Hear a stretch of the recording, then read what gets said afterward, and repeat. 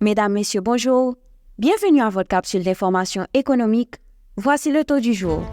Le taux de référence de la BRH pour la journée du 16 avril 2024 est de 132,2880 pour $1. Le taux moyen d'acquisition TMA pour la même journée est de 132,9284 pour $1. À la clôture du marché le lundi 15 avril 2024, le baril de pétrole était à $85,65, soit une augmentation de 0,23%. Durant la première moitié de l'année fiscale 2023-2024, Haïti a connu des difficultés économiques majeures, selon l'analyse de l'économiste Enomi Germain rapportée par le journal Le Nouvelliste. Les secteurs clés de l'économie haïtienne ont tous subi des baisses notables. Le secteur tertiaire a continué à souffrir, marquant une continuation de la baisse de 2,9% enregistrée l'année précédente. Le secteur secondaire, qui dépend grandement des infrastructures portuaires et aéroportuaires, a vu une réduction de 3,7%, et le secteur primaire, principalement agricole, a enregistré une chute abrupte de 5,6%.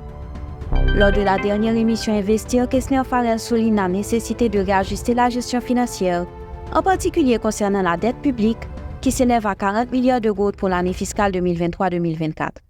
Il souligne que seulement 30% du budget est alloué aux dépenses d'investissement, alors que les dépenses courantes consomment près de 160 milliards d'euros. Kessner Farrell appelle à une action rapide pour éviter une aggravation de la situation économique, nécessitant une amélioration significative de la collecte fiscale et un meilleur ciblage des dépenses publiques.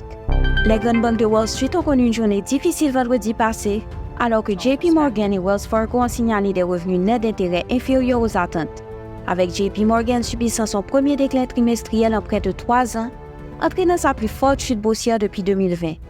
Dans un contexte d'attente élevée concernant l'inflation aux États-Unis, les dirigeants bancaires ont discuté du déplacement des déposants vers des rendements plus élevés, contribuant à une baisse annuelle de 18% des dépôts non rémunérés chez Wells Fargo.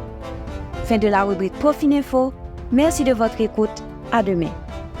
Profininfo, une courtoisie de Profin. Pour des mecs meilleurs, notre unité gagne force, notre travail ensemble gagne plus gros récolte. On peut te coller pour bâtir Haïti plus fort. Yon petit message et Station Go.